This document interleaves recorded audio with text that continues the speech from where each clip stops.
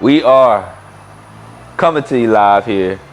Week 1 NFL recap. I go by the name Stephenthadream. I'm back on the sports tip, man. I'm glad to have y'all here. Let y'all get in here right now to understand what we're doing. We're just going through your sport news. We're going to do a recap of the week 1. Different games. I'll highlight 3 games for you. Also going to give you some betting odds and betting predictions for the next week. Also got to talk into any other news that happened in sports. Alabama almost got upset. Nebraska fires their head coach. We got U.S. Open news. We got all of that for you. Make sure you comment at the bottom. Let us know who is your most impressive team and who is your most disappointing team in week 1. I'm going to go through some of the comments, let you guys know. Huge shout out to TeezyDaVinci behind the scenes, behind the camera. Let's start with the first game of the season. Thursday night, Buffalo Bills, week 1, going against the LA Rams, 31-10. The Bills set the tone. They're the favorite for the Super Bowl. Everybody's been talking about them. They've been doing their thing, and they showed up. Their last game, we saw them lose to the Kansas City Chiefs in the playoffs in overtime, where Josh Allen didn't even get the ball. They started off with the offense on the field, going straight down the field, scoring on their first possession, and it made a statement. Josh Allen went 10 for 10 to start the game, a touchdown to Gabe Davis. Von Miller was coming off the edge, setting his tone with 2 sacks against his former team.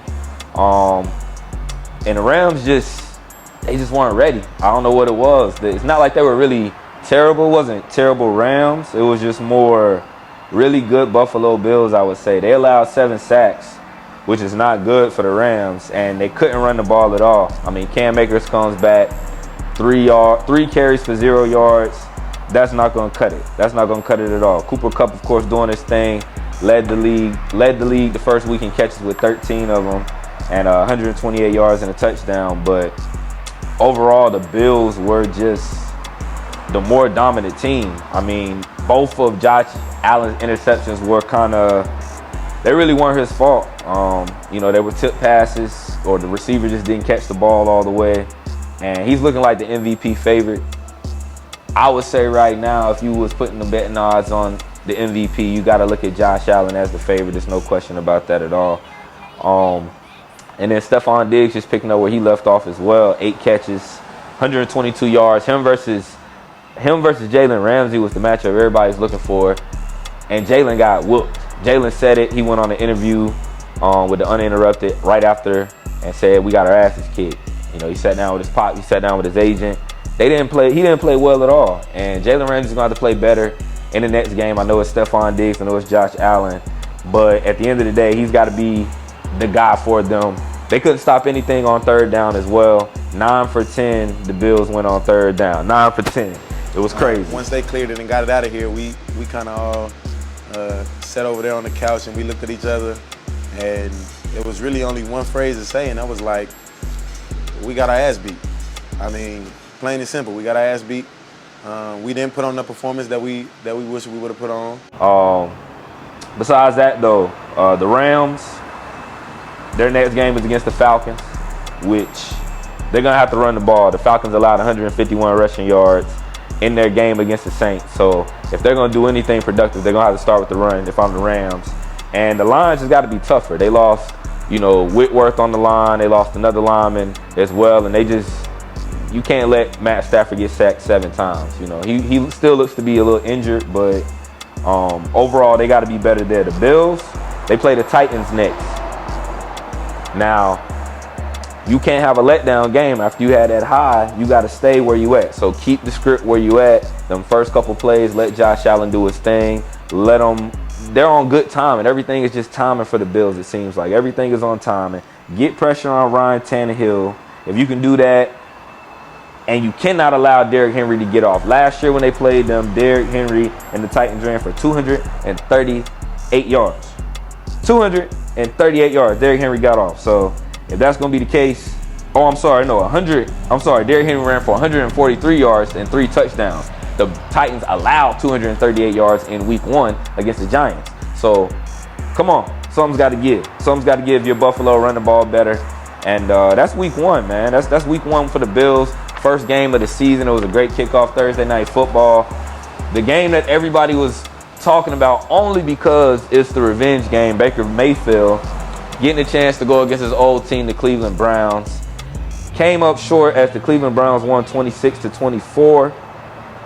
First and foremost, Myles Garrett and Jadeveon Clowney is not fair.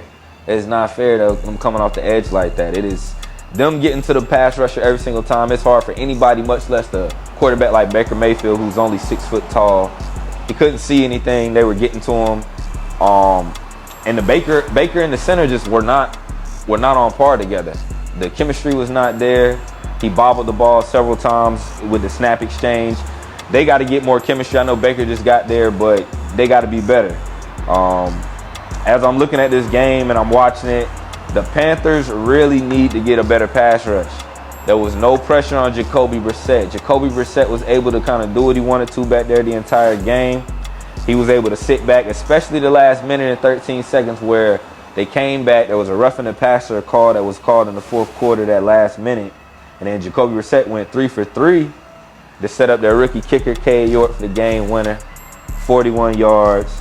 The Panthers look like a good team. They're going to be a good team, but Baker Mayfield cannot struggle the way he did.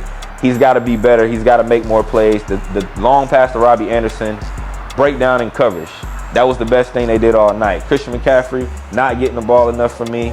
That's not going to work for the Panthers. You got to run the offense through Christian McCaffrey. If he don't get the ball, it's not going to work. I understand the Browns' defense is great, but Panthers ain't going to do nothing if they don't get the ball in that man's hands right there. I promise you. Nick Chubb and Kareem Hunt, the best running back tandem in football. I can't lie to you. That's the best running back tandem I've seen. Whether you hitting them with Nick Chubb over 100 yards, Kareem Hunt the 2 touchdowns to take them in, that's going to be dangerous all year. When Deshaun Watson gets back, yes, I said Deshaun Watson's name, the Browns are going to be something to contend with. Next week, the Browns have to go up against the Jets.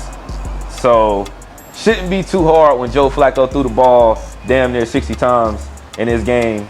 And damn near the fact that Joe Flacco is playing for the Jets is crazy right now to me. He got destroyed in this game against the Ravens. We won't even talk about that. But the Browns got to get the ball to Amari Cooper more as well. Amari Cooper didn't see the ball but 3 times, 17 yards. That's not enough.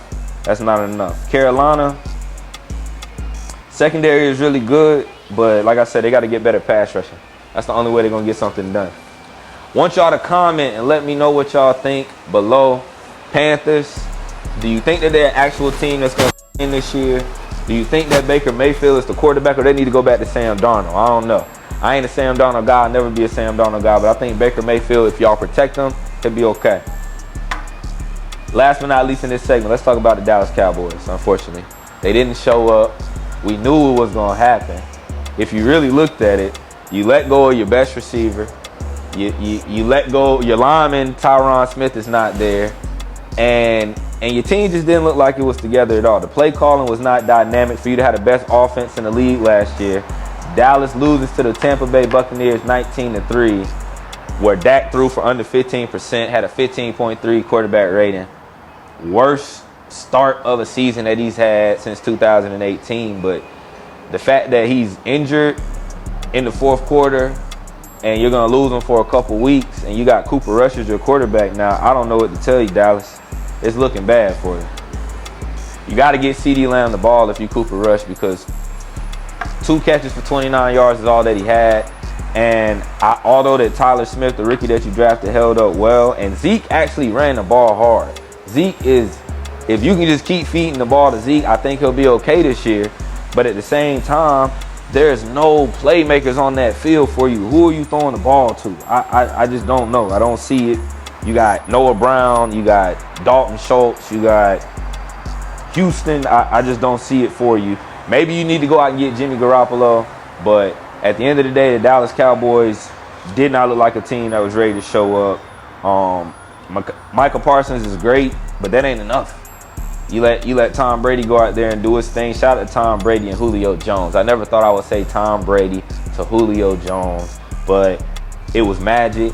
They had connected deep at the end of the first half. Had another one that they almost connected with as well. But I think once they get their chemistry together, they're going to be great. Mike Evans does what he does with his 5 catches and a touchdown. Trayvon Diggs didn't look as good as his brother Stephon Diggs. He's going to take chances all night. And shout out to Todd Bowles, man. Shout out to new head coach taking over for the Bucs, for Bruce Arians. The new coaches did their thing this week. In week 1, they went 6-3-1 with the 10 new coaches this year. So that's a good sign for the week 1. We'll see how they follow up next week. Dallas, 10 penalties. That's the key to your game. You were penalized 10 times. You were the most penalized team in 2021. You picked up right where you left off. That's going to hurt you. That's not going to help you at all. So fix that. You'll be okay. Tampa Bay's got New Orleans next week, where Tom Brady's 0-4 since he's been in Tampa Bay against New Orleans in the regular season. I don't know what he's going to do to fix that, but we'll talk about that when we talk about these predictions next week. That's my big 3 games for the week, man. We're going to take a quick little break. If you guys have any comments, please leave them below. Make sure you share this video. I go by the name Stephenthadream. We are here live. Week 1 NFL recap. We'll be back with the rest of the games.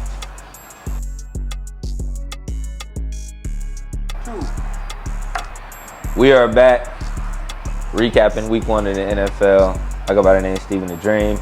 Gonna run through some of these games, man. Y'all let me know what y'all think. If you want to stop on any of them, drop a comment.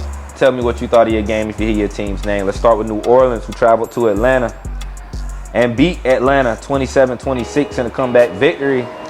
After the Atlanta Falcons blew it, Cordero Patterson went off 120 yards and a touchdown, but just not quite enough, as Jameis Winston, Michael Thomas, Jarvis Landry coming back and beat the Falcons 27-26. San Francisco and Trey Lance took a trip to very, very bad weather Chicago and lost to Justin Fields 19-10. Justin Fields had a touchdown to Dante Pettis under pressure, 51 yards. That looked great. Matt Eberflus looks like he put new life into this team. But Trey Lance and the San Francisco 49ers had 12 penalties. That's not going to cut it. Jimmy G, be on alert. Debo Sanders, you're not a running back. Stop letting Debo run the ball. He had 52 yards and a touchdown on the ground and 2 catches for 14 yards through the air. He's a wide receiver. Stop doing that. Pittsburgh, Cincinnati, probably the best game of the day, best game of the week. Pittsburgh goes into Cincinnati in overtime and beats the Cincinnati Bengals 23-20 to take out the AFC champions. Worst thing that came from this game, though, TJ Watt had a torn pectoral muscle. He may be gone for the season. He may not be. But Jamar Chase picking up where he left off, 10 catches, 129 yards. Joe Burrow was sacked 7 times in this game. That was the reason why the Pittsburgh Steelers were able to stay in this game and ultimately win it. Evan McPherson, the kicker, had 2 chances to win it. Missed 2 field goals. Shot to Minkah Fitzpatrick, though, had an interception for a touchdown. Also blocked one of those kicks that would have won the game for the Bengals. Pittsburgh goes into Cincinnati for the win. Philadelphia, the team that a lot of people are saying are going to win the NFC, at least the NFC East, go into Detroit 38-35 for the victory. Close game, close to the end, but in reality, Jalen Hurts looking like an MVP candidate, gets the Eagles where they need to be. A.J. Brown, newly acquired wide receiver for the Eagles, 10 catches, 155 yards, looking real good. I like the Detroit Lions, though. Their run game might be the second best run tandem with Jamal Williams and DeAndre Swift, as they combine for 175 yards from scrimmage, getting off doing their thing as well. Moving forward, AFC South rivals. Matt Ryan makes his debut in Indianapolis as they tie the Houston Texans 20-20. Matt Ryan, again, just another veteran quarterback that's come into Indianapolis. He looks okay. He doesn't look great, but they got to get some chemistry going for themselves as well. Him and Michael Pittman doing their thing.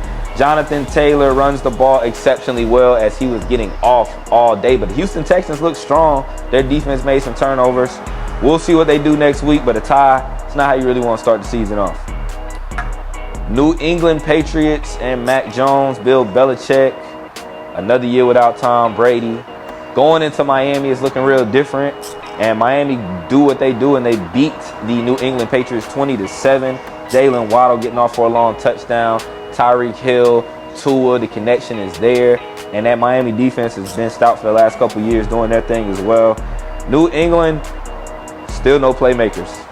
You got to go get a playmaker, New England. I'm sorry. You never drafted a wide receiver that's worked out. You got to get Mac Jones something other than what you got out there for him right now. Let's keep moving. TeezyDaVinci, your Baltimore Ravens. 24-9. Joe Flacco. No, that wasn't the answer for the New York Jets as they lose to Lamar Jackson as he gets 3 touchdowns in the game, man. Lamar Jackson, contract talks are over. He's just going to go out there and ball. I hope that he gets off this year so he can break the bank. But the Baltimore Ravens have to protect him. They got to keep him up. And Joe Flacco, 60 attempts ain't going to do it, man. Y'all got to get a running game out there at the Jets. I know Zach Wilson's gone, but you got to do something. 24-9. Jacksonville. Trevor Lawrence, #1 overall pick in last year's draft, goes into Washington to face the #2 pick in the 2014 draft, if I'm not mistaken, Carson Wentz. They lose 22-28. Comes down to a game winner catch by Jahan Dotson. Carson Wentz, Jahan Dotson connection looks good. Shout out to the Washington Commanders.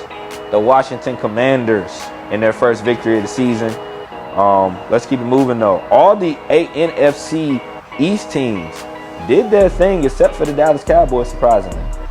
New York Giants get off 21-20 against the Tennessee Titans. Brian Daboll in his coaching debut got Saquon Barkley looking like the man, running wild out there. They went for 2 to win the game as it came down to a last-minute play. Shout out to the Giants. Tennessee Titans, Derrick Henry, under 100 yards. We know that won't last for long, but in reality, they got to get a playmaker out there to catch the ball for Ryan Tannehill. Let's see what they do in week 2. This is our week 1 NFL recap. They said Kansas City wasn't going to be able to do nothing without Tyreek Hill, and all Patrick Mahomes did was throw 5 touchdowns in the opener against the Arizona Cardinals.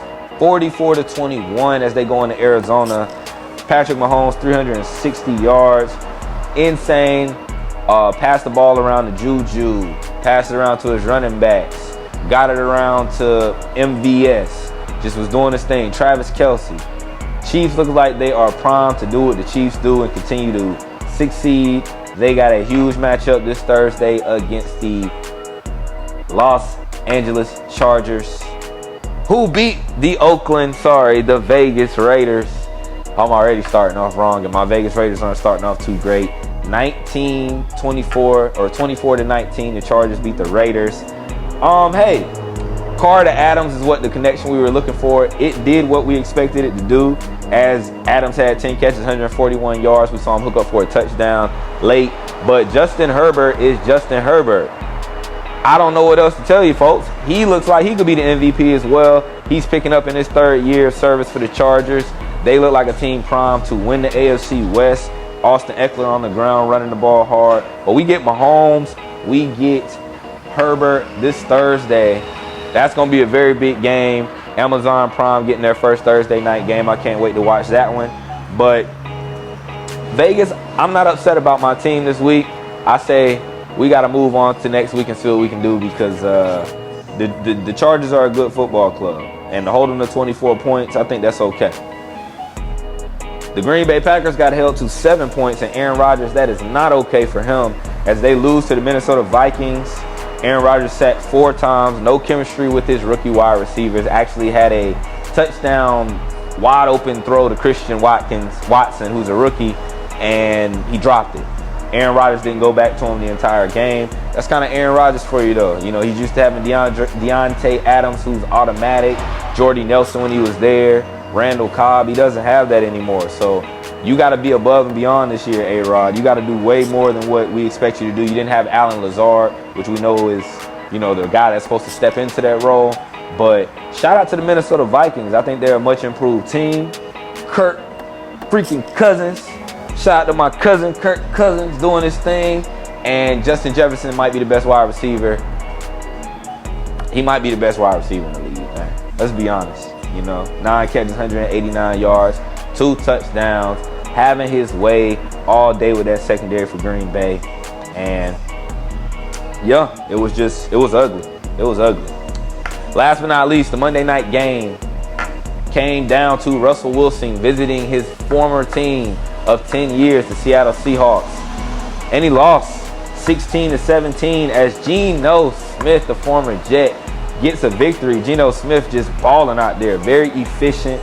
23 for 28, 195 yards, 2 touchdowns. I cannot say it enough, but Geno Smith came to ball. The Seahawks faithful, the 12th man, was loud, and they definitely showed out. Shout outs to Rashard Penny running the ball extremely hard in the game, and they stepped up and they showed out. I'll tell you that for sure.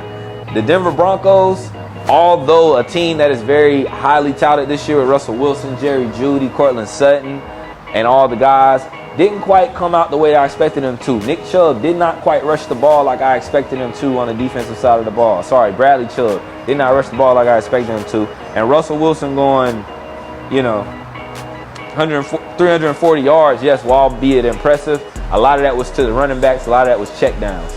You got to be better, especially coming in Seattle, but at least all the talk is over. Russell Wilson really wasn't trying to hear it. He said they love you one day, they hate you the next, which is true. We know this is a wishy-washy league, but at least he got that game out of the way, and now Denver can move on in the AFC West, which is going to be hard. That's week 1 for you folks. What a week. A great week. We're going to take a quick break. Comment below if you have anything that you want to talk about before we get up out of here. I'm going to give you guys some impressive teams, some not so impressive teams from week 1 according to you folks in the comments. Also, other sporting news, man. I go by the name Stephenthadream. We are coming to you live. Week 1 NFL recap. We'll be back. The building, man. Let's get into some sport news, just some casual news, some college football. Texas almost pulled off the impossible upset against Alabama this Saturday in a 20-19 loss, but Bryce Young doing what he does, the Heisman winner, the Heisman candidate this year, pulled it out. But Alabama, this is not the same team that we used to seeing, I can tell right now. It might be a tough year for them. Georgia, if they keep it up, they're going to do what they do. We did see Appalachian State pull off the upset against Texas A&M, go into Texas A&M, which who would have expected them to go into College Station and do that? 17-14. Shout outs to them. Shout out to the whole Sun Belt, because Marshall also pulls off the upset against Notre Dame, 26-21. College football is always crazy. You never know what you're going to see. You always got to tune in. Shout out to those young fellas that we'll see on the next level. The U.S. Open, Carlos Alcaraz. I don't know if I said that right. But the 19-year-old wins the U.S. Open, and I know that means something. That's his first Grand Slam, excuse me, at Arthur Ashe Stadium to win the U.S. Open at 19 is a phenomenal achievement. We'll see what they do moving forward. Women's WNBA finals are underway, and game 1 occurred last night as the Sunday night as the Chicago Sky lost to Asia Wilson and the Vegas Aces, 67-64 in game 1. Game 2 is going on right now. Y'all make sure to tune in and support the WNBA, man. I'm gonna always be a WNBA fan. That's a beautiful game. It's a beautiful game. Bring the sting back. Bring the sting back. In baseball news, Albert Pujols, fourth all-time on a home run list, tied with A-Rod. He achieved this weekend, 696 home runs. He's on the way to 700. Shout out to Albert Pujols if he's clean. If he ain't, you know what I'm saying? Let Barry Bonds in the goddamn Hall of Fame. That's all I'm going to say. I don't know what y'all waiting on. Pete Rose, too. One more college news. Nebraska fires their head coach, Scott Frost, after losing to Georgia Southern. He signed a 7-year, $35 million contract 5 years ago. Already. He's 16-31. That ain't going to do it. He took the UCF Knights in 2017 to the Peach Bowl. That's what got him this job, but they let him go. Now Nebraska's looking for a new coach in Ndamukong Suh. I heard us put his name in the hat, his name in the hat for the coaching job. I think that'd be nice. I think he connect with those kids as well. That's all for your sport news. Let's get into this next week though. Week 2. I'm going to give you guys 5 games. Before I do, you guys hit me in the comments. You let me know who are the most impressive and the most not impressive teams for week 1. Shout out to DJ Toon, South Carolina. He wanted to say his Bears. Very impressive. Shout out to Justin Fields and the Bears getting their first victory with Matt Eberflus and their new head coach. DJ R&B. shout out to the Bills. They lived up on the road. The expectations were high. So DJ R&B very impressed by the Bills. He was not impressed by the Packers. They did not show up. Once again, I think Aaron Rodgers got to get some chemistry. That's the only way that's going to happen. Corey Fincham, Bills. He's very impressed by the Bills as well. And he was not a fan of the Rams. He said the Thursday night games did not do anything for him. The Thursday night games were the most impressive and the least impressive. I could say the Rams didn't show up as well, but when you're living up to Super Bowl expectations and hypes, it's really hard. Shout out to Steven Dixon, my former coach. He said Tua and the Dolphins did their thing. Shout out to Tua and the Dolphins. And he said the Cowboys were completely unacceptable. Old play calling. It looked like it was 1985 out there. That's bad, man. That's bad. 2 more. I'm going to give it to you guys. If you want your comments read, make sure you leave your comments below. We'll drop the clips for this as well. Shout out to my brother Blaze. He said the Chiefs, very impressive. Those 5 touchdowns by Patrick Mahomes. Also living up to expectations as well. The Chiefs doing what they always do. And he said the Panthers were the least impressive to him. Panthers did not show up. I don't know, man. I think the Panthers are going to be okay, especially if Atlanta's looking like they look. Especially if the Saints aren't the best team in the world. And Brady, hey, just give it some time. Don't be too down on him. Last but not least, my boy Purdy. Once again, he's on that Bills. And he said the Colts. Colts did not impress. I wasn't looking a lot for the Colts, man. I say Matt Ryan, you know, new team, Jonathan Taylor, run the ball, just continue to pound and ground. You got the AFC South. It's not a division that's hard to win, especially with the Titans losing some weapons as well. Just stick with it. Week 2, I'm going to give you guys 5 games that I like. 5 games that are easy to bet on. Go get you some money. We got the Chargers at the Chiefs. Both teams are 1-0. The Chiefs are a 3.5-point favorite, and the over-under is 54. I say you take the points and you take the Chiefs. Everybody's saying the Chargers are going to come in. But after 5 touchdowns, man, Chiefs are definitely going to win this game by at least a touchdown. I got it 24-17 Chiefs. Commanders are going to go into the Lions. Both of these teams 1-0 against the spread, and the spread is 1.5. Detroit is the favorite. I like Detroit in this game. I like Detroit to cover. I say you take them. Dan Campbell, man, Campbell run the ball against the Commanders, and I say you're going to come out with a good game on this one. We got Tampa Bay going into New Orleans, where Tom Brady, like I said earlier, 0-4 in the regular season. Both of these teams are 1-0, 1-0 against the spread for the Bucks. Saints did not cover in their last game, but the spread is 2.5 points for the Bucks. The Saints, like I said, 4-0 against Tom Brady. I'm taking the Saints to cover the points. I'm taking the Saints to win the game. Take the Saints in this one. Last but not least, the Bears, coming off a high, are going to Green Bay. 9-point favorite for the Packers. I got the Packers winning the game, but I got the Bears to cover with the points. I think the Bears team are going to be good this year, man. Justin Fields, you keep playing hard. Y'all play gritty defense. Everybody's underestimating you. And again, Aaron Rodgers has no chemistry with those wide receivers yet. So take the Packers for the win, but take the Bears for the points. That's going to do it this week, man. That's going to do it. We're going to wrap things up. We got a great week 2. We got a great Thursday night game. We got 2 games on Monday. I will see you guys back here for Monday next week for the halftime show. We're going to do it probably halftime or the middle of the game. We'll see y'all Monday either way. Make sure y'all follow for the clips of this as well. Make sure y'all comment. Make sure y'all subscribe.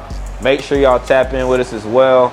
I go by the name Stephenthadream. Huge shout to Teezy the Flair, TeezyDaVinci behind the scenes, behind the camera. We are coming to you live. Week 2. We'll see you next week.